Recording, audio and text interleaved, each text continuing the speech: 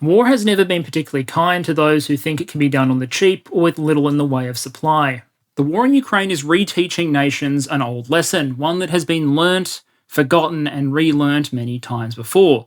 That is that industrial scale warfare consumes munitions at an industrial rate. Vehicles, spare parts, munitions, all of these are needed in prodigious quantities. And of all those material inputs, perhaps nothing other than air defense systems have attracted as much attention as artillery shells and rockets. Because with the way the war in Ukraine has been fought to date, this has been one of the decisive weapons. It was Ukrainian artillery that helped stop the Russian offensive towards Kyiv, and it was Russian artillery that helped secure their victories at Popasna, Severodonetsk, and Lysychansk. Russian and Ukrainian victories alike have often been won on the backs of the attrition enabled by prodigious expenditure of artillery ammunition. And so when trying to predict which way the war will go in 2023, one key question to answer is how well can each side feed the guns? A Russia that can expend 60,000 rounds a day has proven it can take ground, albeit slowly. A Russia that can spend 10,000 rounds a day, not so much. But getting a clear answer to which side is likely to run out of ammunition first or what their supply lines look like, well, that's basically impossible. The narratives around Russian ammunition supply run the full gamut from those who assess that Russia is going to be out of usable ammunition sometime early next year, versus those assessments that say that Russia has plenty of ammunition left for all of 2023. Narratives on Ukrainian supply are equally diverse, although the media does love a good story on how apparently inadequate US production of 155mm shells are. The problem is that most of this coverage only looks at part of the picture, and sometimes fails to attach hard figures or even estimates at all. And so given how critical the question is, I want to look at it today. Which side will become supply constrained first? What do their production lines look like? And what are the prospects for resupply? First, I'm going to give a little bit of historical context because, surprise, surprise, there's a lot of historical context for the problems that both Russia and Ukraine are now facing. Then I'm going to look at both Russia and Ukraine and their ammunition supply situation. I'm going to look at consumption estimates, stockpile estimates, the status of their artillery force, production rates, and what options they have to keep themselves supplied in 2023. We've only got an hour, so I won't analyse the entire artillery market. I'll look at a few specific calibers in specific countries, but it should give you a pretty good picture. I'll warn you though, this is a Perun video, so when it comes time to get those numbers, be aware we might go document diving. So before we talk about 2022, let's quickly relearn some lessons from the past. First of all, when a major war breaks out, a couple of things almost inevitably happen. The first is everyone decides that artillery is really useful. The ability to fire explosives at people from long distances, to soften up positions, to break up attacking forces, it's just really, really useful on the attack and the defense. Plus, I imagine the gunners find it pretty cathartic to just blast away at everything in sight. The second thing they realise is that almost inevitably, industry and stockpiling are insufficient to support those requirements. And because you can't exactly attach a bayonet to a howitzer as a backup weapon in case you run out of ammunition, a shortage of ammunition is critical. During World War I, basically every country involved had a shell crisis by the time 1915 hit. In Britain, it became a full-blown political scandal. The dire shortages of 1914 and 15 prompted an industrial response. In Britain, that was the Munitions of War Act of 1915. And over the course of the war, all powers would massively scale up production. Russia would scale up production something like 20 times over the course of the war. But achieving that sort of growth took between 12 and 24 months to really get going. Depending on which source you read, the Allies would produce about 800 million shells during the First World War. And yes, that does mean that World War I Imperial Russia of 1917 had considerably more shell manufacturing capacity than either Russia or Ukraine in 2022. Although I doubt World War I guns or shells would do particularly well on the modern battlefield. Jump forward to the Korean War, and yet again you have a shell crisis, although there's still scholarly debate over just how bad it was. In December 1952, the New York Times carried a headline that said the Army says its forces lack ammunition for a Korean drive, but the Pentagon insists no lives have been lost through shortages. You can imagine how convincing everyone found that. Industry wasn't ready to instantly meet the sudden requirement, and the stockage levels weren't high enough. It was only the presence of World War II ammunition stockpiles that meant it didn't become a greater problem. Through the rest of the Cold War, countries seemed to learn the lesson around stockage requirements and war planning. The Soviets would expand their ammunition production infrastructure, but they'd also implement war emergency plans to rapidly convert factories over to ammunition or war production during an emergency. Many countries for that era, in fact, would have plans to convert factories for wartime, and spare machine tooling would be stockpiled and available. The US approach was to ramp up its war reserve stockpile, so it would have ammunition available to meet an immediate requirement until industry could catch up. In 1995, 4 years after the Cold War ended, the US Army, just the US Army, not the USMC or any other force, had 20 million artillery shells of 105, 155 or 8-inch caliber in its stockpile. And you can expect that the Soviet stockpiles of the 1980s were considerably larger than that. But the 1990s were a bad time to be in the artillery shell business, whatever side of the former Iron Curtain you were on. In the West, there was a considerable peace dividend. No one wanted to be stockpiling tens of millions of artillery shells now that the Soviet Union had collapsed.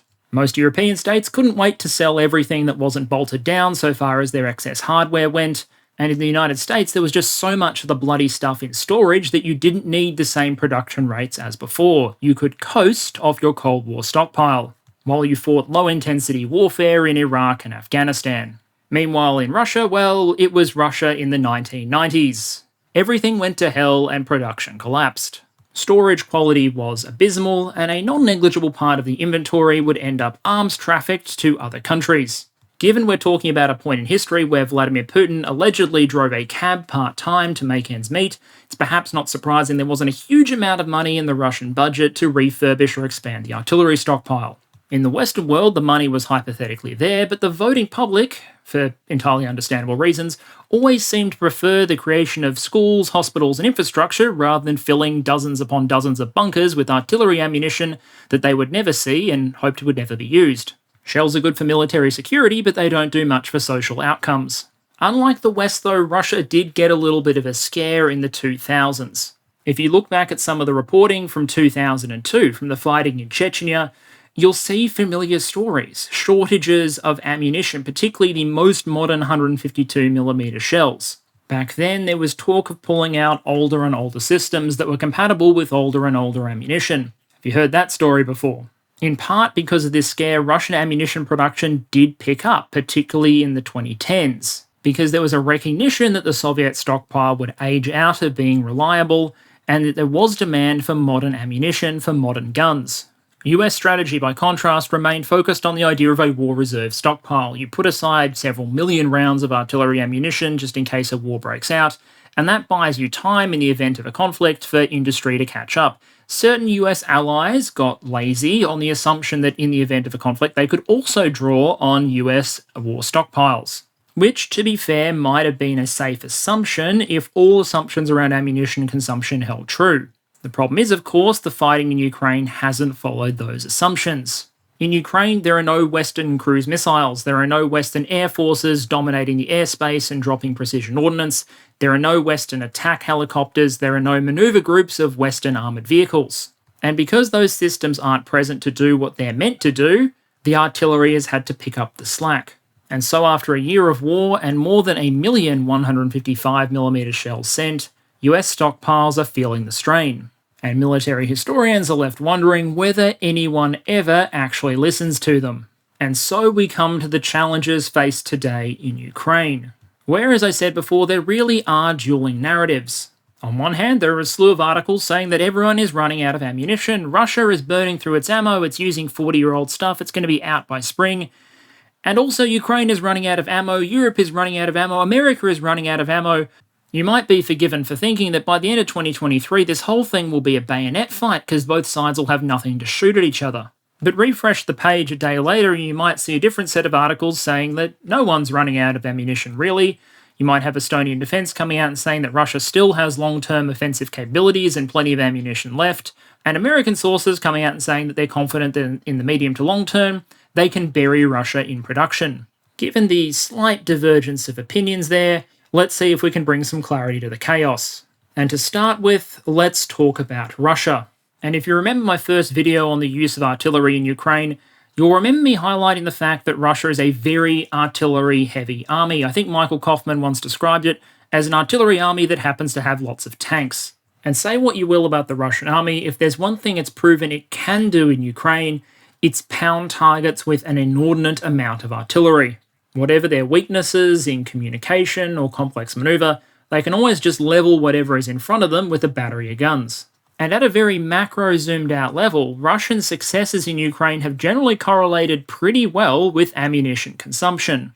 During the period where Russian fire was its most intense, around places like Popasna, Severodonetsk and Lysychansk, the Russian army made ground even in the fortified Donbass. After the introduction of HIMARS, when ammunition depots started exploding, logistics came under pressure and the fire slackened off, the momentum died. As one Russian fighter on Telegram put it, it's necessary to realise that absolutely all the successes of our army, both offensive and defensive, are the result of our superiority in artillery. So given that reliance, the question of Russian ammunition sustainability is critically important. So far as foreign narratives on Russian ammunition supply, there's really three streams that I see. The first is the flank of pro-Russian English-speaking commentators on the internet that basically say Russia's got infinite ammo, Soviet Union's strong, all that sort of stuff. These are also some of those same American commentators that are on record saying that a Russian offensive in November or December is going to take Kharkiv, so at time of recording, 3 days left for that surprise. Then, so far as Western estimates go, you've sort of got two extremes. On one hand, US intelligence saying that the Russians are going to face ammunition constraints and run out of usable ammunition as early as spring 2023, and Estonian intelligence saying that Russia probably has enough ammunition for most of 2023. The debate is over when in 2023 Russia will become seriously shell constrained. Unless, of course, something dramatic changes. If you dig into the Estonian estimate, for example, they make the statement that Russian losses of the artillery systems themselves, the guns, are probably not sufficient to overcome the number of guns that Russia has in reserve. The guns might not be as modern, as accurate, as capable, they may be heavier and shorter ranged, but Russia's not going to run out of guns themselves. So far as artillery rounds go, the Estonians estimate that the Russians started this war with 17 million artillery rounds and rockets, and they've spent about 10 million of those since February. Regarding artillery barrels, that's an open question, and one I'm going to come back to later, based mostly on Russian sources. The US, for its part, doesn't really make statements involving hard figures, how many rounds the Russians started with or how many they've spent. They just project when roughly they believe Russia will run short of serviceable ammunition. My concern with the American estimates is simply be the definition of serviceable in the American military versus the Russian one might be very, very different. In the American military, 40-year-old shells probably go into recycling or rebuilding. In the Russian army, it just means they get allocated to the gun crew by Private Conscriptovich and his mates rather than by anyone important. Just because a round isn't serviceable doesn't mean it can't be pushed into service. But it's important to test both of these estimates against reality. Is there any sign of shell shortages on the Russian side? And the answer is a very firm yes. If you read Ukrainian sources, even those who have recently been to places like Bakhmut, they attest that Russian fire is slackening.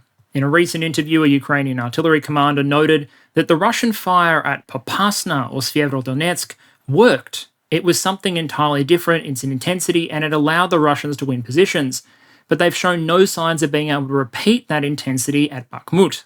On the Russian side, the Telegram channels that are actually linked to units fighting in Ukraine complain heavily about shell shortages. On the lower left there, you have a quote from a fighter in the Rusich unit. Do look them up, they are terrible people. But he says the Russian army is experiencing a serious shortage of ammunition. This problem is turning from serious to critical. If nothing changes in the near future, the enemy will begin to gain artillery dominance at the front line.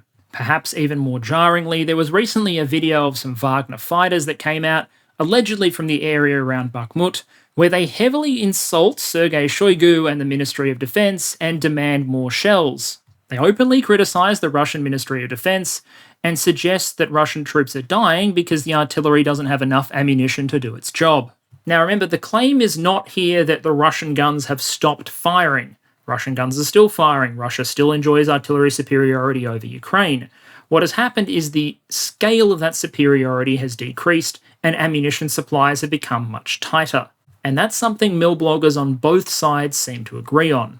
If we look at the satellite system, the NASA FIRM system, which is normally used to track wildfires, that shows a pretty stark picture as well. Although I will note this is made more unreliable by the fact that we are in winter now, everything is cold and wet and less likely to catch fire or show up on FIRMs. The top image there is the 27 days worth of FIRMs returns from 27 December. The bottom image is a 27-day period from the 1st of June. In the 1st of June version, you can very clearly see the line of contact being absolutely lit up with artillery fire. 27 December, not so clear. Again, the climate conditions are not like with like, but the comparison is stark enough that I thought it was worth including. In a now deleted post, the Russian volunteer Murz, whose focus is providing critical equipment and support to pro-Russian troops fighting in Ukraine, he described a monstrous shell hunger in the artillery and a variety of halfway measures that were very problematically being used to compensate for it. Murz, for example, talks about the regular replacement of howitzer artillery with tanks firing their 125mm guns indirectly. This is because, as he points out, 125mm is still freely available. The problem is that tank barrels don't last anywhere near as long as howitzer barrels, and Murz's concern is, with the tanks being used this way day after day firing very large numbers of shells, they're burning out the barrels on all their usable tanks. That decreases accuracy, which increases consumption for every hit scored. He also covers a variety of other issues, including the fact that you can't openly talk about the shell shortages because no one wants to have to deal with the problem, so we just lie and pretend everything is fine. But I'll leave you to read and move on. Suffice to say, he's not the only actor who's come out and made these observations. And so while the situation probably does vary unit to unit and front to front, there's enough evidence all pointing in the same direction to suggest that Russia has had to throttle down its ammunition consumption, that there isn't enough to go around. Which begs the obvious question of why. If Russia had 17 million rounds, has spent 10 million and produced somewhere between 1.7 and 3 more, well, it should have half its ammunition stockpile left. Why isn't there enough to go around? And there's probably a couple of factors that go into this. The first is that ammunition is not necessarily interchangeable between systems. 17 million was all of Russia's artillery ammunition, but as Murz is saying, there's plenty of tank ammunition. There might be plenty of ammunition for particular systems, but modern 152mm shells for their howitzers, that might be in shorter supply. Other possibilities are that they are stockpiling for future offensive, so they're lowering their consumption rate to build up supplies for future offensive action, or some of that ammunition that they have stored isn't serviceable and even the Russians won't use it. Not necessarily out of any great respect for safety regulations, but more because a round going off in a gun barrel is causing the loss of a perfectly good gun.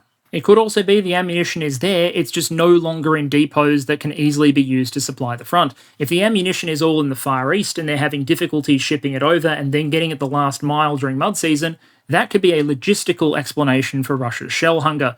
Or indeed, our production and stockage estimates could just be wrong and Russia could have less ammunition than we thought. There's also a question of whether some political maneuvering might be involved here, but I'll save that one for a specific video on the topic next year. The point is, Russian army units appear to be feeling the pinch, so it becomes important to figure out how many rounds they're producing to replace the millions that they have spent so far.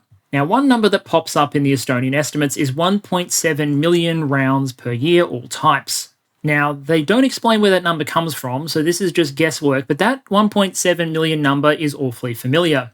It aligns perfectly with an estimate that one observer put together using data from 2014 to 2017. You see, back in the day, Russian defense firms were a little bit more open with their financial information, and so an estimate was put together. Between 2014 and 17, the Russians weren't happy with how many artillery rounds they were producing, so they also brought in a program to just restore old rounds as well. So you take perhaps old Soviet ammunition that's past its use-by date, you refurbish it so that it's basically good as new.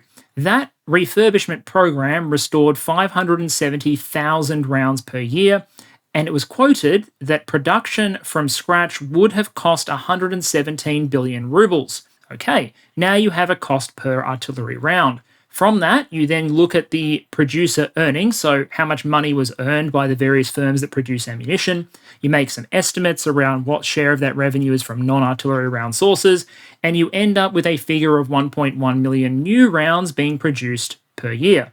Do a little bit of rounding, and you end up at, you guessed it, 1.7 million. Now that might be a coincidence, but it is a pretty remarkable one.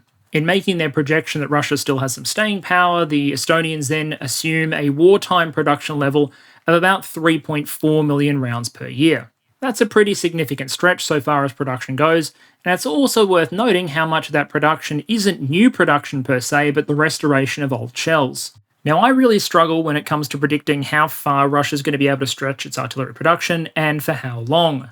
When it comes to building artillery shells, it's not enough to just build the shell itself, to build the casing. There are other things that might be concerns, and you need to ramp them all up in order to have finished products. If you can't build primers, then you can't set the round's propellant off in the barrel, and it's just never going to leave the gun. If you don't build enough fuses, or the fuses suck, well, then the round's going to get to the target, land next to the Ukrainians, and just not go off. If you can't manufacture the fill, well, then what's the point? And all of this is wrapped up in concerns around machine tooling and skilled labour. We've got enough images and records to know that there are a significant number of Western machine tools being used in Russian industry. Those can probably be replaced with Russian or other imported equivalents as they break down. Simple enough. Tsarist Russia was able to build hundreds of millions of shells. Russia can probably figure this thing out. But time, money, and scale are all important factors. How long does it take them to expand production, and can they expand it equally among all those inputs? 5 million shells aren't going to do you any good, for example, if you can only manufacture 2 million fuses. I'll also note here with a very low level of confidence that some Russian telegram sources are claiming that the new shells produced in 2022 are considered much less reliable than older batches. If true, that might be a symptom that hiring a bunch of new staff and moving over to a triple shift is not great for quality assurance standards. And if there's one area where you probably want to get quality assurance right, it's when you're dealing with high explosives. At a zoomed out level, however, even the optimistic assumptions of 3.4 or even 4 million Russian artillery rounds per year in no way compensate for the sort of consumption rates we saw in 2022. It may sometimes feel like we're living in a post-truth world, but I really hope that 10 million is still a larger number than 3 million. So Russia is looking elsewhere, it's reported, to try and make up the difference, primarily to Iran and North Korea. There is some evidence and some reporting that North Korea is scaling up to meet Russian orders. Recently there was reporting, for example, that the Kangye General Tractor Plant, which is, despite the name, a massive producer of artillery ammunition, received orders in October to produce completed artillery shells. Now that's weird for a couple of reasons. Firstly, in North Korea's quota system, October is the time of the year that you rush to meet the yearly target, not the time of year you take in new orders. The second weird thing is that they were being instructed reportedly to produce completed artillery shells. Now, North Korea usually wouldn't do that in all cases because it gives the shell a lifespan. Normally they might just build, for example, the shell casing, because that can sit on a shelf for 100 years, and then if a war might be breaking out soon, you grab all those pre-finished shells, you quickly pack them with explosives and you fuse them. Congratulations, you have a lot of artillery shells. Producing completed shells suggests, well, that maybe the Russians don't want empty shells, they'd like things that explode. This is a promising source of artillery ammunition for Russia. I've talked about it before. The primary challenge would be a logistic one. How do you move millions, potentially, of rounds of artillery ammunition from North Korea to the battlefront in Ukraine? So I think it's fair to say that artillery ammunition is particularly vital to the Russian army. It is how they attack. It is how they defend. It is how they approach and solve a multitude of tactical problems. As such, their consumption rate so far has been massive. If the Estonian numbers are true, when they spent 10 million rounds in a little over 300 days, that would give an average daily consumption figure of about 30,000 rounds. Now, that's a recipe for Russia running through its stockpile relatively quickly. The estimate is that they'd probably run through about half of what they had stockpiled. And the problem with the rest of it is it may be of questionable reliability, it may be of the wrong calibers, and as a result, they might be doing things like, as quoted by some of those sources, using tanks to make up for a shortage of artillery ammunition, which brings its own problems. The one thing I will say, however, is that Russia will never run out of artillery ammunition. They're producing the things by the millions. Russia is not that idiot in every film who screams while firing their gun on full automatic until it clicks on an empty chamber, and then everyone guns them down. If the Russians start to get low, they will dial back their consumption. They're never going to just fire their last round. And even if they did hypothetically fire their last round, there'd be more coming from the factory. You don't run out of artillery ammunition any more than you run out of cruise missiles or tanks because they're always being produced. What happens is you become supply constrained. The rate at which Russia can fire becomes limited by how quickly it can produce and ship the replacements. And at the high-end estimate from Estonian intelligence of 3.4 million rounds per year, that would mean Russian artillery expenditure dropping from a peak of 60,000 rounds per day to a little over 9,000. And that's probably not enough to fight the way the Russian army fights. Russia has a lot of artillery ammunition. Russia produces a lot of artillery ammunition. But when your response to every tactical problem is to smash the fire support button as hard as possible, a lot might not be enough. Time will tell if new production and shipments from other countries can make up the difference. But Russia can at least rely on a significant domestic production capacity. Ukraine doesn't have the same luxury. And thus it's perhaps not surprising that observers are sounding the alarm over the question of ammunition supply there. If I was to bring together the 5 factors that keep observers up at night, they would be the question of depletion of Ukraine's air defences. Will they run out of anti-aircraft missiles? Will they run out of artillery ammunition? Will the attacks on their power grid become critical? And then the shortages of both armoured vehicles, so tanks and APCs, and the lack of long-range weapons, the fact that no one has given them ATACMS or an equivalent or other long-range strike weapons. Of all of these elements, I reckon it's the artillery ammunition shortage that gets the most media attention, because it picks up the classic West is running out of weapons narrative that came up early in the war, albeit at that point it was about Javelin and Stinger, not about artillery rounds. Now, unlike many European countries, Ukraine began the war with a significant artillery ammunition stockpile. Admittedly, not as much as it might have had. Russian infiltration and sabotage was successful in eliminating a lot of it in the years up to 2022, but the rainy day fund was there to help throw the Russians back from their attack on Kyiv and on other fronts at the start of the war. If Ukraine hadn't been sitting on a giant pile of shells, things in the opening days might have gone very differently. To overcome Ukraine's ammunition shortages, the West introduced NATO standard 155mm guns into Ukraine and started supplying ammo primarily out of the United States War Reserve stockpiles. But as the year dragged on, more and more articles and coverage focused on the idea that the West is running out of shells to send to Ukraine.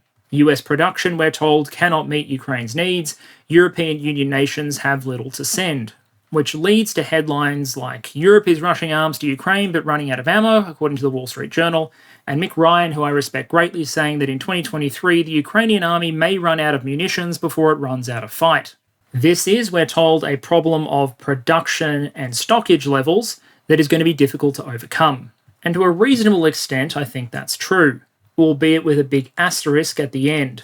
If you want to know how it is that the world's most powerful military alliance might be running out of a critical munition, like 155mm shells, there's a bunch of usual answers and they're all valid to a greater or lesser extent. The peace dividend that convinced European countries to lower their storage levels. In a savings-heavy environment, the generals still want the new tanks and the fancy jets.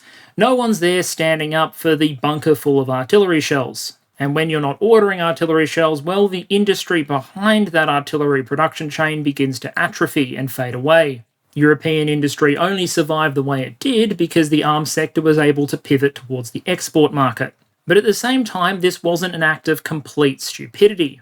NATO doctrines and war games didn't call for stupid amounts of artillery ammunition. There was an assumption of a reliance on air power and complex systems, and also that wars would be short and brutal.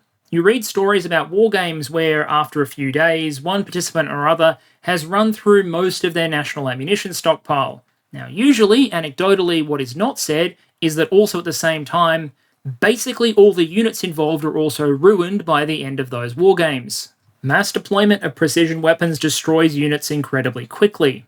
And both times that the Americans went into Iraq, artillery ammunition consumption was actually quite low. US Air Force did a lot of the heavy lifting. But that statement around doctrine isn't a complete defense. Even the operations around Libya tax some NATO inventories to their limits and force nations to rely on the United States. Doctrine or not, a lot of European nations just didn't keep enough ammo around. But I said there's an asterisk to a lot of this media coverage, and here it is. Usually just the US production figures are cited. Everything else is considered an afterthought. We'll talk about how many rounds Ukraine is spending a day, how many the Americans produce, and that's the end of the question. The statement that Ukraine fires 5,000 artillery rounds per day and the US is producing just 14,000 shells per month is a good example of that. Secondly, coverage often acts like NATO stockpiles are the only stockpiles, so it's just the EU and the United States. There's no other supplies of ammunition anywhere else. So if the US is running low, then Ukraine's going to run out of ammo. That's a bit of a stretch as far as statements go. Then there's the assumption that all consumption is 155mm. So if it's said that Ukraine is spending 8,000 rounds a day, that figure will be compared to US production specifically of 155mm shells. But Ukraine's not just firing 155mm, they're firing Soviet 152, they're firing 122, they're firing 120mm mortar, they're firing 105mm, they're firing 125mm from tanks in an indirect fire role. It's not just 155. So it's probably not fair to just directly compare the number of rounds Ukraine is firing to the production of 155mm shells. And finally, the question of precision is sometimes skipped over. The US and Western countries produce precision guidance kits and things like Excalibur and Smart rounds. This is guided artillery ammunition, which makes it a lot easier to hit a target. Now, contrary to what some of the Russian drone footage might suggest, the objective of sending a bunch of artillery shells out of a gun is not just to turn a field into a lunarscape. Usually, the goal is to hit something or suppress something, and for that, accuracy matters. But we'll come back to all of these factors later, because what's important here is how many rounds is Ukraine using to accomplish any given set of goals. The goal of fighting is not to spend as many rounds as possible, it's to achieve your objectives by spending those rounds. If Russia spends 30,000 rounds a day and gains a garbage dump in Bakhmut, I'd argue that that's pretty poor as far as the performance goes.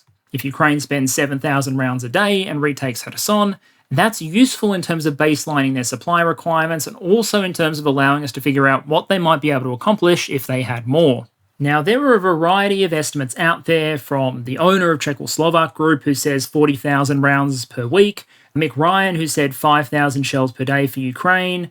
The Deputy Military Intelligence Chief of Ukraine says that when the fighting was at its worst in the Donbass in June, it was about 6,000 rounds per day in the Donbass. Michael Kaufman says 90,000 rounds per month required resupply, and a US defense official said between 4,000 and 7,000 rounds per day. That gives us a Ukrainian artillery ammunition consumption figure of somewhere between 90,000 and 210,000 rounds per month. And that's just to keep doing what they're doing. The Ukrainians say themselves that they don't fire at every target they could fire at because they have to conserve ammunition, but that's the requirement to do what they're doing now. And looking at the year in retrospect, that's been enough to win some expensive, slow, bloody, but definite victories, like defending most of the Donbass or retaking Kherson. Alright, so congratulations, you're now in charge of artillery ammunition procurement for the Ukrainian army, and your job is to find between 1.1 and 2.5 million rounds for 2023. Shells, rockets, mortar rounds, all of it put together. Just find the ammunition. You've got a couple of sources to draw on. There's captured equipment, which I'm not going to talk about in this video because I've gone over it before. Domestic production, also not in this video.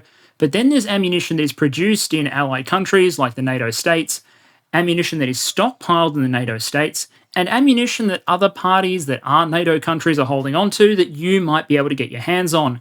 You've got various artillery systems, 155, 152, 122, 227, 120, the list goes on. Find the shells. How do you do it? We're going to assume budgeting is not a problem and the army is not keen on the bayonets on howitzers plan, so find the damn rounds. The first source is newly produced rounds in NATO countries, which means I get to sneakily turn this into a defense economics video, as we look at how many rounds are produced in NATO and NATO allied countries. And just so no one accuses me of mitigating the problem, I'm not. The TLDR is the West is not producing enough shells to both meet Ukraine's needs, to resupply their domestic arsenals, and to increase their arsenals in the way they want to. But the question of how inadequate really matters, just like it matters whether Russia will produce 1.7 or 3.4 million rounds. And almost equally important is how much capacity is there to expand production further. And while I don't want to turn this whole video into a study of the processes around artillery shell production, there's a couple of things that are important to note here, and I brought them up in the Russian example. Not every company out there makes entire completed shells or entire completed rockets. There are a lot of components out there that are being produced by companies, subcontractors, and brought together.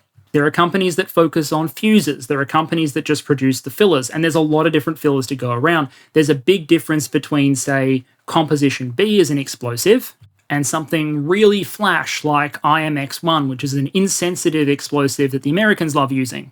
So building a picture of the production capacity for the finished rounds is difficult.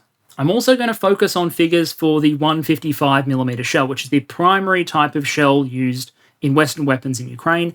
Obviously, the Western world produces far more than just 155, just like Russia, in that 3.4 million figure, produces a lot more than just 152mm, which is the Russian equivalent to the 155. What I'm trying to do here is give a production yardstick to give an idea of how things measure up compared to Ukraine's needs. Is the West going to be demilitarized and defenseless, or is there a way to make this work? And I will open this by making a statement which may lose me a significant share of my audience. Americans, your military industry is fantastic. You are a world leader in so many areas, but you are not the be-all and end-all of artillery shell production. Particularly at the less complex end of the market, this is a high-volume, low-cost, low-complexity product, and as a result, there's an awful lot of countries producing it. So when coverage just focuses on US production rates, it misses the full picture. In 2023, the Americans are aiming for about 240,000 rounds of 155 produced. The EU, I suspect, will produce north of 300,000. Czechoslovak Group, which is a group of companies, not a extinct nation, will produce 100,000 or more by itself. And both of those market segments, Europe and the United States, are smaller by dollar value than the Asia Pacific, a region which is full of countries that produce 155, have thousands of 155mm artillery systems in service, and kind of need the ammo. So if you're looking to solve a production problem supporting Ukraine, you kind of need to look beyond the continental United States. It's also important not just to look at how many rounds a region produces now, but also at how many rounds it could reasonably produce in 2023. How much surge capacity is there? Already, some producers have made very significant gains. The USA has gone from producing for orders of less than 100,000 rounds a year to something like 14,000 rounds a month now, and 20,000 rounds per month by summer of next year. That's a significant increase already. In Europe, Czechoslovak Group is reporting roughly a 100% increase on production so far. So as I go through the regions, I'm looking not just at how much ammunition they produce, but whether there's any producers that have significant spare capacity to ramp up further. Zelensky probably doesn't care what your 5-year moving average is so far as shell production goes, just how much you can deliver next year. Now, I won't spend much time on the United States because we've covered them a lot before. The US primarily produces artillery shells out of government arsenals. Pre-war, they were ordering about less than 100,000 rounds per year, maybe 500 Excaliburs per year in their budget bids. They've announced they're up to about 14,000 rounds per month now, and they'll hit 20,000 rounds by spring in the coming year.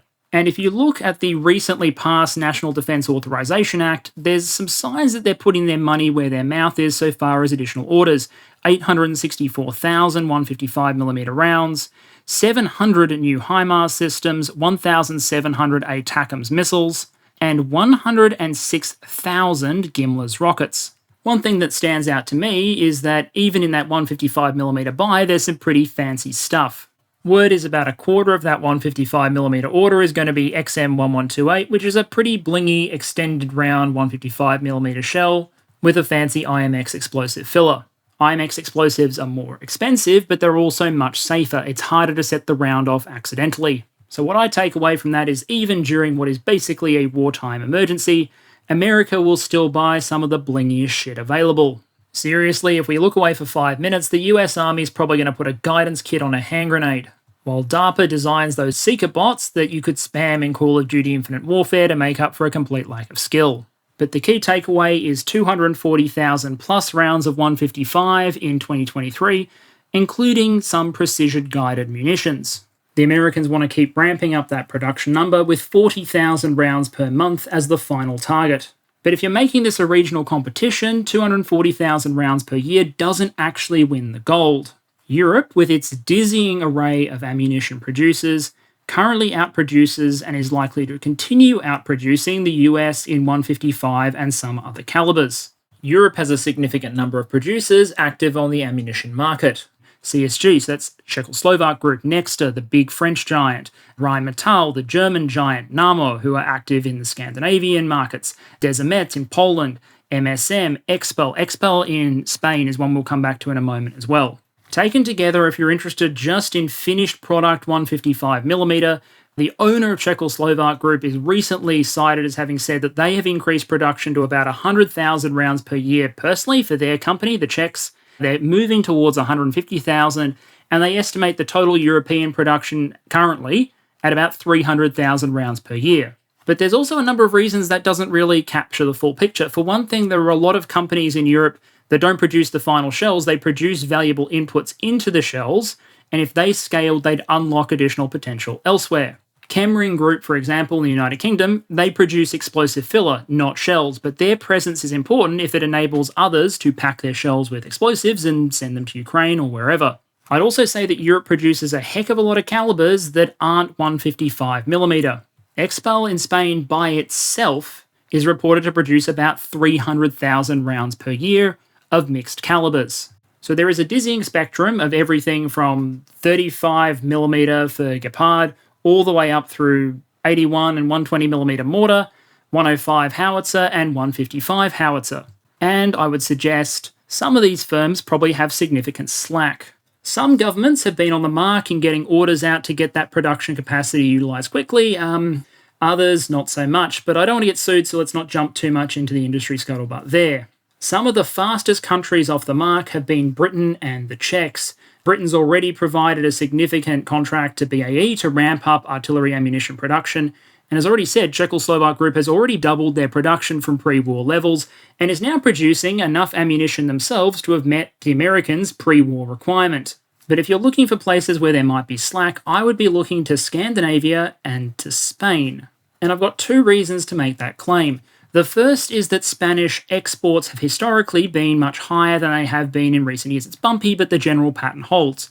It's likely the production capacity to meet those higher levels of demand is probably still there. They probably didn't throw out the machinery. The second point is they're being bought by Rheinmetall. And in the documents released by Rheinmetall, the sales estimate for fiscal year 22 was 400 million euro, but they describe the company as having capacity for annual sales of 700 to 800 million, which means they might only be 50% utilising roughly their existing capacity. And if you're wondering how far an extra 300 or 400 million euros worth of production stretches when it comes to artillery ammo, when the UK was teasing their new artillery package for Ukraine, which is going to include hundreds of thousands of artillery rounds, that was costed at $300 million US. So my observation from the available data is that Europe can do a lot more. 300,000 per year is a good starting point, but the capacity is probably there to ramp that up significantly. If the money and political will is there, of course.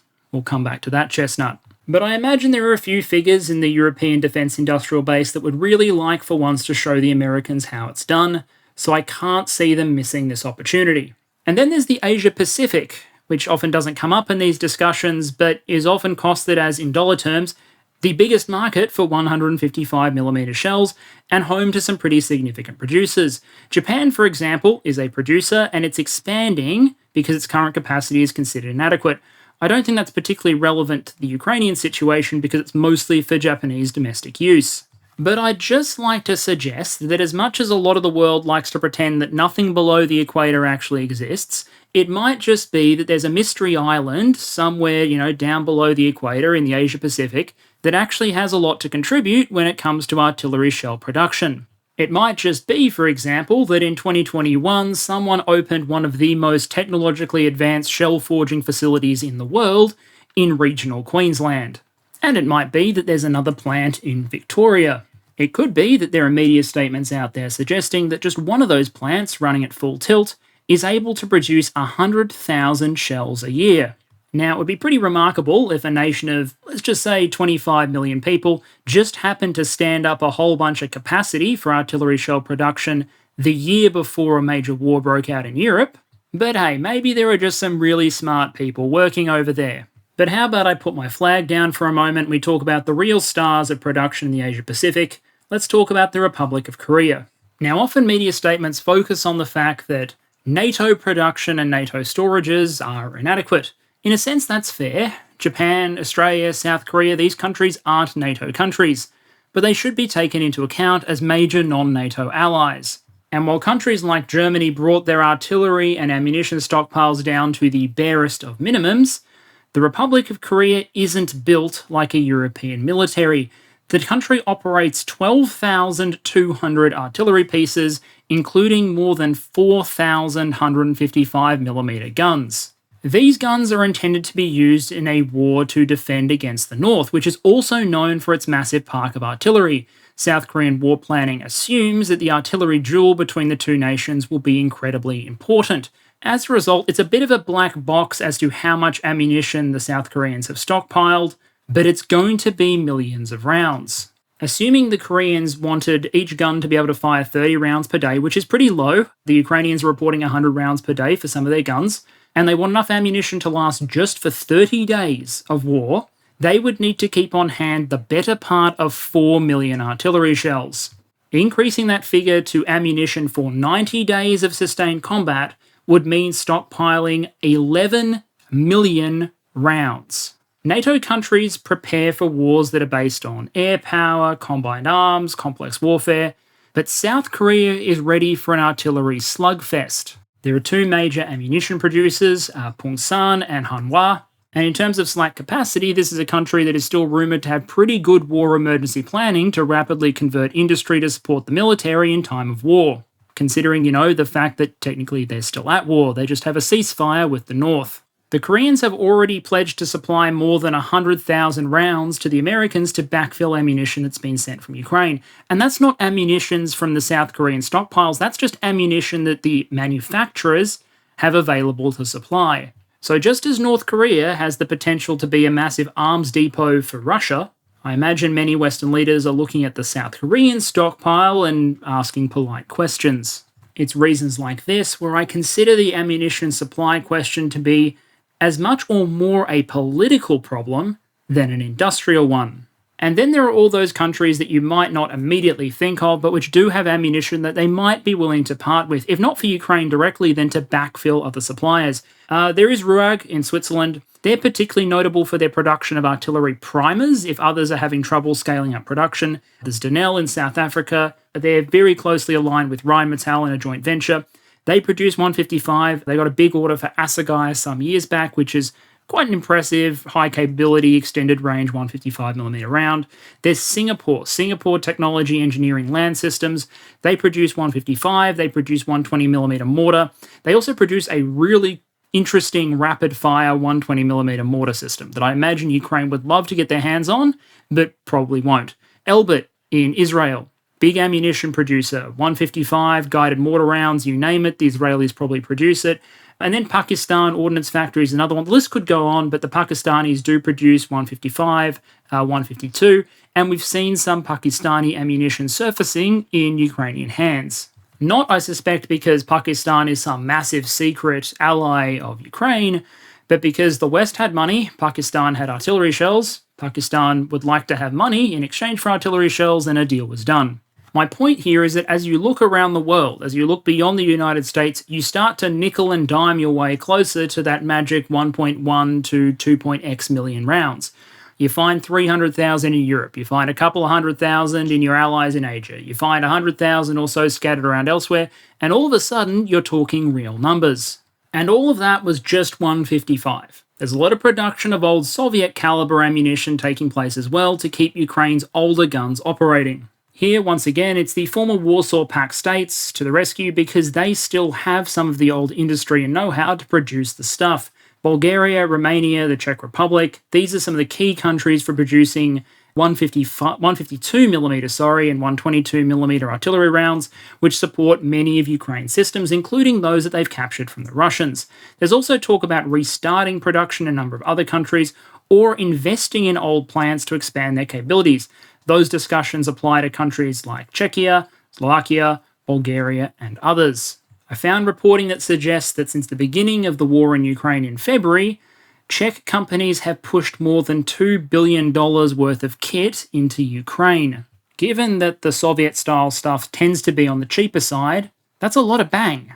But that's probably enough of a bird's-eye view of global production in the 155 and to a limited extent in the legacy Soviet ammunition space. Production is just one piece of the puzzle, even if there is hundreds upon hundreds of thousands of rounds more capacity out there than is commonly accounted for. How could Western countries bring it all together in order to keep Ukraine supplied? Because I'd argue that when you look at the totality of the production picture and also what's in stockpiles, there's enough ammunition out there to keep Ukraine supplied. The problem is broader than that. The challenge Russia faces is primarily industrial logistical. How many rounds can they produce and how effectively can they ship them to the front? The West's problem is political. How easily can it get access to the ammunition that's been produced? How easily can it access extra capacity? How willing is it to unleash stockpiles? And how capable is it to direct supplies towards Ukraine? And what will it take to keep the Ukrainian guns firing? The first thing it'll require is probably a healthy dose of political will and a fair amount of patience from countries involved. US allies that are reluctant to supply Ukraine directly need to be either convinced to supply ammunition to Ukraine or to be convinced to provide ammunition to other countries to backfill so they can provide theirs. The Koreans, for example, aren't willing to send ammunition directly to Ukraine, so that ammunition perhaps needs to go into US stockpiles so US ammunition can make its way to Ukraine. The second point is that countries with existing orders need to be willing to wait. Just because there might be 1 million rounds of production capacity out there in the 155mm space, doesn't mean all the ammo can go to Ukraine. Most of that ammo is already contracted, it's spoken for. Countries want to refill their stockpiles or expand their stockpiles. If that ammo is going to go to Ukraine, then those countries need to agree to delay the process of building up their own stockpiles and direct current production towards Ukraine. Sure, the Bundeswehr does not have enough ammunition, but it can probably afford to go a few more years not having enough ammunition if it means that immediately Rheinmetall's production can be directed towards supporting Kyiv. Given that for most European countries, the primary security threat is a Russia that will only be a threat if it's able to secure victory in Ukraine, you'd think that would be a relatively easy argument, but we will see. There's also a bunch of boring stuff around coordination between component manufacturers and the need to chill on certain regulations and requirements. Companies that produce excess filler or excess fuses or excess primers probably need to have matchmaking done with those that require them. And countries that, for example, would normally only buy insensitive munitions might need to chill on the fact that some of the stuff they're receiving in backfill is going to have like a composition B filler instead. Normally many European nations and the United States would demand like Lamborghini quality on their artillery shells. Maybe they need to settle for, Ford for the duration of the crisis. I would go so far as to say that this stuff, convincing countries to direct production towards Ukraine and forego the opportunity to hoard it all themselves, is probably as important as ramping up production full stop. And in many ways, it's likely to be harder. The second thing that probably needs to happen is there needs to be a lot of wide sourcing, and there has been. This is seeking ammunition from multiple sources. We've seen Sudanese ammo, Pakistani ammo, Iranian ammo, various Central Asian ammo, and Korean ammo all engaged either in Ukraine or in deals to backfill information to go into Ukraine. Not every round needs to come from a US plant. The process that Western nations have gone through to basically suck up ammunition that's in storage or available for sale all around the world has actually been quite remarkable, with the UK being one of the driving forces. Basically, Western countries are going around the world and buying up for relatively cheap stockpiles of old Soviet or other compatible ammunition and passing it on to Ukraine. For the price of one Patriot battery, you can buy enough artillery to keep the guns firing for a bloody long time. In December, for example, buried in the US announcement of that month's aid, well below the Patriot battery, was the news that they were supplying 45,000 152mm shells, 20,000 122mm shells, 50,000 Grad rockets, and 100,000 rounds of 125mm tank ammunition. The UK, meanwhile, is talking about providing hundreds of thousands of artillery shells that they have been able to source for Ukraine in 2023. Just those two announcements alone are enough to cover Ukrainian requirements for months. And all of this is leading inevitably towards one conclusion. When Hollywood makes Lord of War 2, the arms dealers are going to be the good guys, as they vacuum up munitions from hotspots around the world to direct it to Ukraine. The next option is substitution. Not every gun needs to be a 155 in order to do the job. The Russians use a variety of artillery systems, so too can the Ukrainians. 105mm guns, for example. They've gone to Ukraine in small numbers. These are lighter, smaller guns. They do have shorter ranges and less explosive charges, but for some tasks that might be enough, and there's no problem getting 105mm rounds to Ukraine. If the Ukrainians want 1,000,000 rounds of 105, I reckon you could find them 1,000,000 rounds of 105. Mortars are another substitute option for some tasks, usually fire support at close ranges. Mortars are relatively simple, there's a lot of ammunition out there. We've seen 120mm self-propelled mortars come in from the Baltics. The US has announced additional 120mm mortars, and more than 100,000 rounds of 120mm mortar have gone so far. Now, these things pack a serious punch. The problem is range, but again, for some jobs, maybe that's enough. If you're defending Bakhmut against infantry assaults and you're engaging Wagner at distances of 1, 2, 3 kilometers, a mortar might do the job. And if you say, okay, we're going to rely on more on mortars, again, if you want to find mortar rounds by the hundreds of thousands, you can. There are even some guided options out there for mortars, and the list of potential substitutes goes on. It's about pushing as many systems as possible so you can tax as many reserve bases of ammunition as possible. Those 50,000 Grad rockets, for example, are going to make a dent. And once you've handled quantity, there's no issue piling on the quality. Suppressive fire by artillery, where you're just trying to get someone to keep their heads down, that might require dumb rounds. But a lot of shooting in Ukraine, according to both the Russians and the Ukrainians, is engaging point targets, individual fighting positions, individual tanks and armoured vehicles that aren't worth peppering the entire area with hundreds of rounds. You want precision.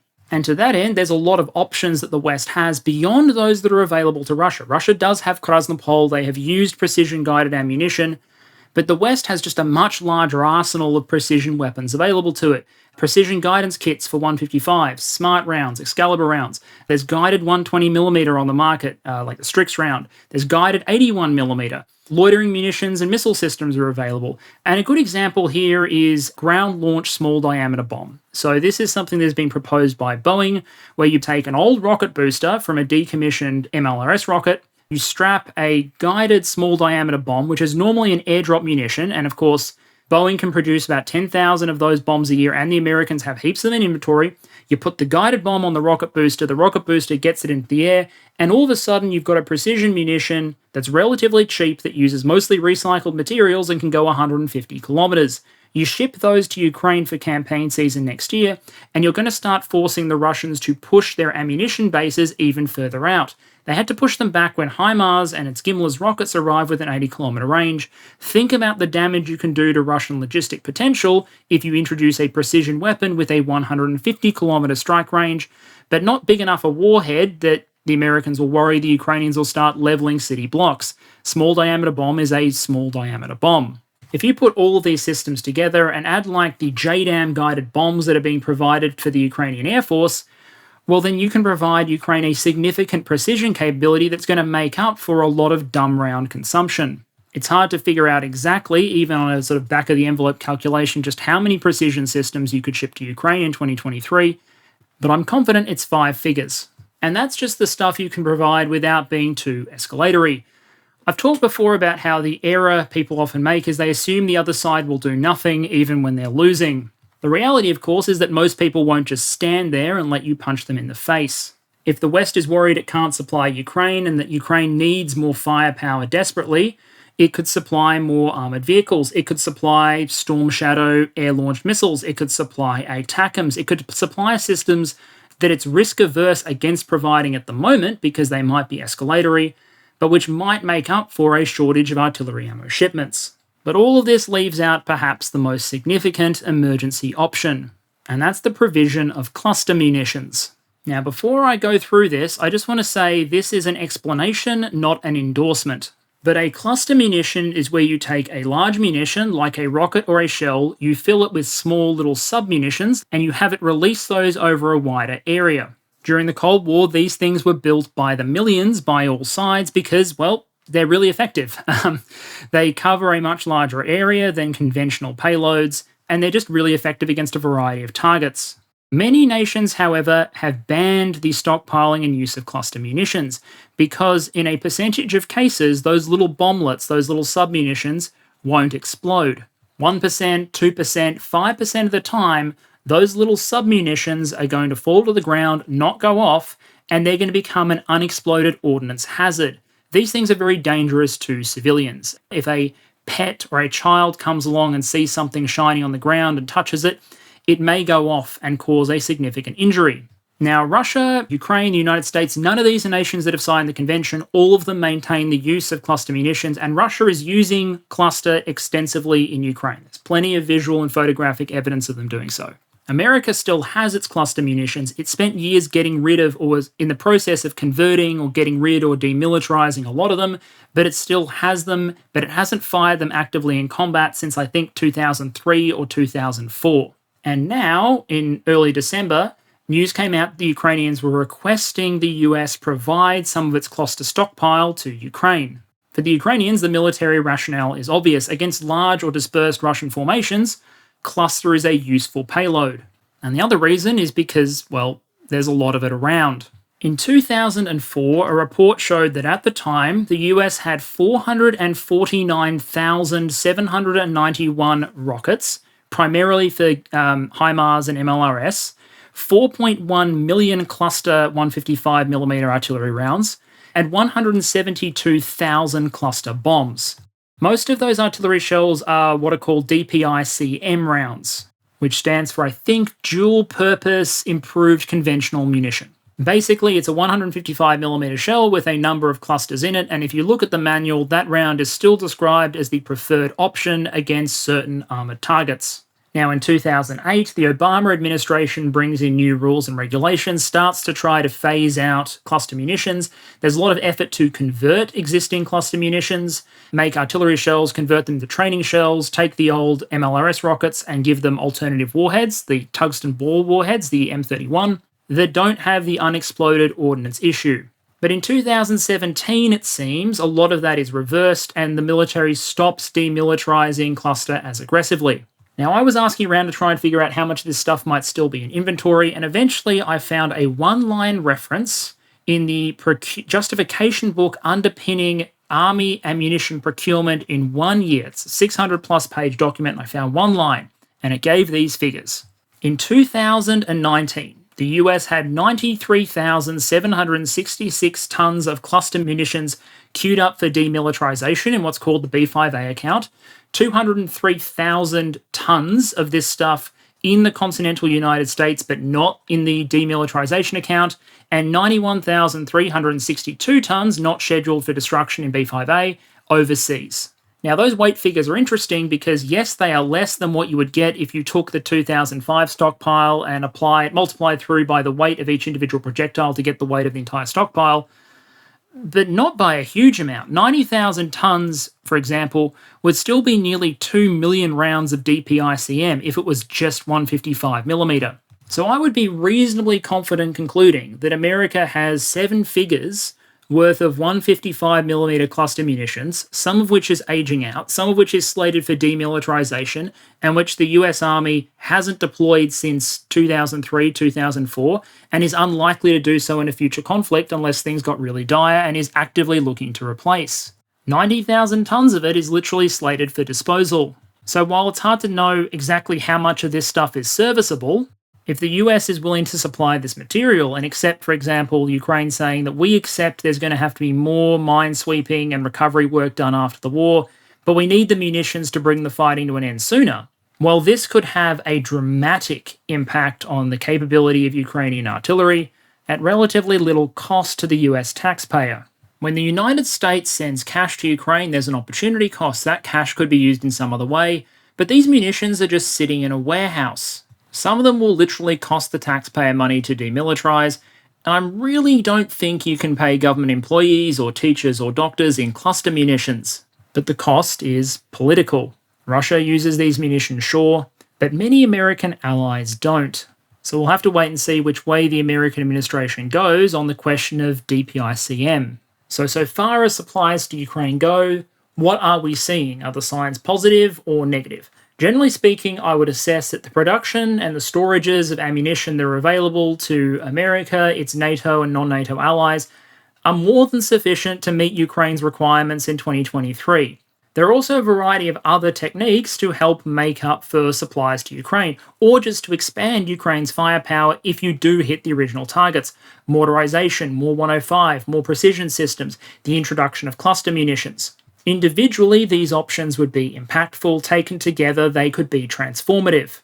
But just because it's possible doesn't mean it's going to happen. In my very first video on this war, I said that the West has the industrial and financial capacity to support Ukraine to the point where it fends off a Russian invasion if it has the will to do so. When you look at artillery and munitions, the situation is much closer than it is on something like financial resources, the balance between the West and Russia. But I'd argue the West still has the resources. And even where it doesn't have production, it's been able to use its financial resources to find and earmark hundreds of thousands of rounds from other sources for Ukraine next year. The real challenge, I suggest, is going to be political. Can funds be found to encourage manufacturers to ramp up production? Do governments redirect supplies that might go to refill their bunkers towards Ukraine? Are they willing to supply new systems to diversify ammunition requirements? And is Ukraine given weapons like GLSDB that let it target Russian ammunition depots 100 kilometers behind the lines? I can't tell you the answer to that question, only that it will be critical. In conclusion, a steady supply of artillery ammunition to both sides is critical to their respective military prospects in 2023. At the same time, rumours of the demise of their artillery supplies have probably been greatly exaggerated. The Russian military is showing signs of shell hunger, but starting from a very high level of consumption. Russia's domestic production is probably insufficient for the kind of offensive it's fought in the past, but may be sufficient even once they burn down their remaining stockpile, of enabling some, for example, defensive operations or limited local offensives. And that's without significant resupply from abroad. In a similar way, Ukrainian requirements probably can't be met entirely from new production any more than the Russians can. But there's a lot more production capacity out there than is commonly cited, mostly because there is so much in the European Union, the Asia Pacific, the British Isles, etc. There's also a huge variety of options available to Western countries if they want to ramp up Ukraine's firepower without having to supply more 155. More 105, more mortars, Storm Shadow missiles, ground-launched small diameter bombs, more Gimler's rockets, or cluster munitions, to name just a few. In short, I would assess that the Ukrainian requirements can be met if the political will is there. If political leaders are willing to supply systems, if they're willing to redirect deliveries, if they're willing to wait and be second in queue while the Ukrainians go first, then it can be done. If nations hoard ammunition and refuse to supply new systems, well then Ukraine might find itself badly shell-starved pretty quickly. The West isn't drowning in artillery ammunition, but there's enough there to make this work if the political will is there. Whether it is, remains to be seen. Alright, channel update to close out on the final video of the year. This is an early release in respect to the fact that I imagine a lot of people will be busy celebrating the new year, so I thought dropping it early was the right thing to do. In some ways, it's sort of a herald of things to come. I want to do a series of videos looking at the war into 2023, looking at the resupply of certain systems. I don't think the time for a retrospective on the war is now. I think the focus should be on forward-looking elements, and ammunition supply seemed like a good one to do. For me, over the holidays, I am giving thought to channel enhancements in 2023, including some very long delayed ones. I have had certain improvements, like translations, Discord. I've had those things on the shelf for a very long time. It is time to revisit them once I'm rejuvenated a little bit in 2023. I do ask you for a little bit of patience. I need a week or two of break. Production on the videos will continue, but I just do not have the bandwidth to focus on improving the channel itself. I need to close out the year by once again thanking all of you for your immense support. It has been, well, it's been tremendous, frankly. And I like to think that in terms of predictions, I'm ending the year with a pretty good batting average. I should be back on a relatively regular schedule next week, so look forward to the video. And over the course of the break, I might take a moment to game a little bit too, so check out the gaming channel if that is your thing. Once again, thank you very much to all of you. Thank you to my sound guy, thank you to my subtitler, and thank you for all my expert resources who put up with my dumb questions. I'll see you all in 2023.